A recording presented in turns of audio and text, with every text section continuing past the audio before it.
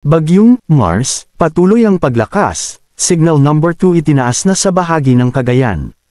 Typhoon Mars, location of center, 10 p.m., 375 km east of Tuguegarao City, Cagayan, 17.5 degrees north, 125.5 degrees east. 10 mean sustained winds, pag-asa, 140 km per hour near the center. 10 mean gust inches, pag-asa, up to 170 km per hour. Movement, west-northwestward at 15 km per hour. Central pressure, 960 hectopascals. Tropical cyclone wind signal number 2. Northeastern portion of mainland Cagayan, Santa Ana, Gonzaga. Tropical cyclone wind signal number 1. Batanes. Rest of Cagayan including Babuyan Islands.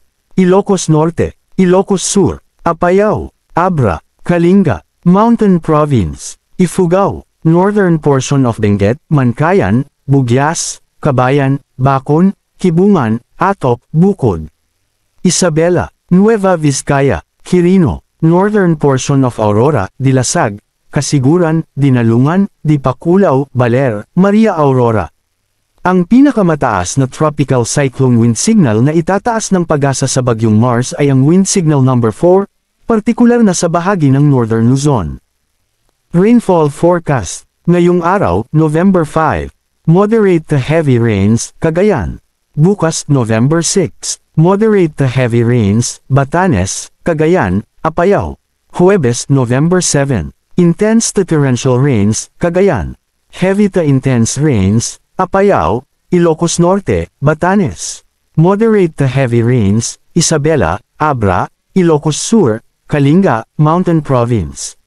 Dahil din sa northeasterly surface wind flow, inaasahan ang malakas pagbagso ng hangin sa mga nabanggit na lugar. Bukas, November 6, Ilocos Region, Quezon, Camarines Norte, Camarines Sur, Catanduanes. Huwebes, November 7, Aurora, Zambales, Quezon, Catanduanes. Biyernes, November 8, Isabela, Aurora, Zambales. Katamtaman hanggang sa mataas na panganib ng DALUYONG Katumbas Batanes, Cagayan including Babuyan Islands, Isabela, Ilocos Norte. Gale warning Katumbas Northern and Eastern Northern Luzon. Napakaalon hanggang sa mataas na alon, 4.5 hanggang 8.0 metro ang taas, Katumbas Cagayan, Batanes, Babuyan Islands, Ilocos Region, Isabela. Maalon na karagatan, 3.0 hanggang 4.0 metro ang taas, Katumbas Aurora, Northern and Eastern Polillo Islands, Camarines Norte, Northern Camarines Sur, Northern and Eastern Catanduanes, Western Zambales. Katamtamang alon ng karagatan, 2.0 hanggang 2.5 metro ang taas, Katumbas Eastern Albay at Sorsogon, Northern Samar, Western Bataan, Lubang Islands, at Palawan including Calamian at Kalayaan Islands, Eastern Camarines Sur, Eastern Samar, Dinagat Islands, Surigao del Sur, at Davao Oriental. Ang Bagyong Mars ay inaasahang gagalaw sa direksyon na west-northwestward hanggang bukas, November 6, bago babagal ang kilos nito at gagalaw sa direksyon na westward sa katubigan silangan ng extreme northern Luzon. Inaasahang maglandfall o dadaan malapit ang bagyo sa Babuyan Islands o northern mainland Cagayan ngayong Huwebes ng hapon o gabi, November 7.